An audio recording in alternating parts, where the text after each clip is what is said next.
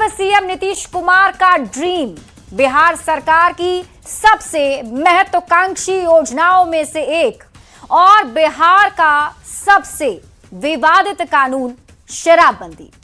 आए दिन इसको लेकर तरह तरह के बयान सामने आते रहते हैं, पर इस बार कोई बयान नहीं, एक रिपोर्ट आई है जिसके बाद सवाल उठने लगा है कि शराबबंदी पर फिर से विचार क्यों ना हो।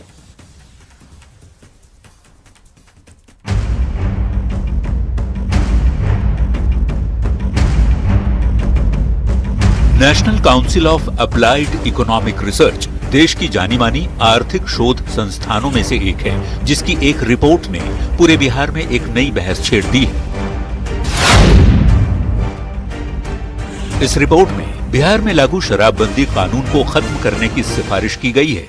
रिपोर्ट में दावा किया गया है कि शराबबंदी लागू करने के उद्देश्यों में पूरी सफलता नहीं मिली, महिलाओं के खिलाफ अपराध रोकने में सरकार असफल रही, शराब बंद हुई तो नशे के दूसरे रास्ते खुल गए, राज्य में अवैध शराब का कारोबार बढ़ गया, दूसरे नशीले पदार्थों के इस्तेमाल में भी बढ़ोतरी हुई। शराबबंदी के कारण बिहार को राजस्व का भारी नुकसान हुआ।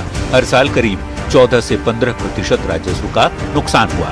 पुलिस और प्रशासन पर अतिरिक्त दबाव भी पड़ा। कानून व्यवस्था की मशीनरी पर लगातार दबाव बना।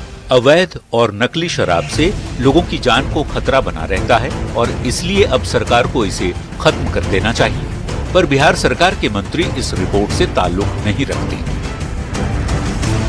सिक्किम है, नागालैंड, मणिपुर, मिजोरम, मैंने ऐसे स्टेट का नाम लिया जहां की शराबबंदी नहीं है, लेकिन फिर भी वहां ड्रग का टॉप 5, टॉप अगर 10 भी लें तब भी जो है बिहार का नाम नहीं आता है। मैं कम से कम उतने हद तक मैं संतुष्ट हूं, क्योंकि मुझे उम्मीद नहीं थी कि इतना भी लागू हो सकेगा।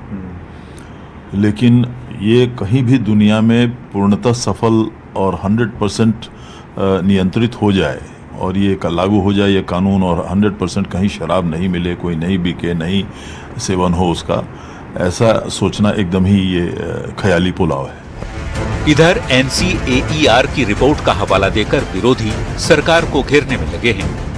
लागू करने के 2 साल के भीतर वो इसके सामाजिक और आर्थिक प्रभावों, दुष्प्रभावों का अध्ययन करवाएंगे, इस पर रिसर्च करवाएंगे।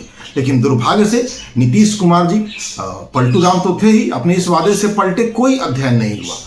बिहार में लागू शराबबंदी कानून को लेकर विवाद नया नहीं, पर ऐसा पहली बार हुआ कि देश की इतनी बड़ी शोध संस्थान ने शराबबंदी को हटाने का सुझाव दिया है। अब देखना होगा इस सुझाव पर बिहार सरकार विचार करती है या नहीं। न्यूज़ 18 के लिए पटना से संवाददाता शैलेंद्र आनंद अमृतराज के साथ दिल्ली से अमितेश सिंह की रिपोर्ट।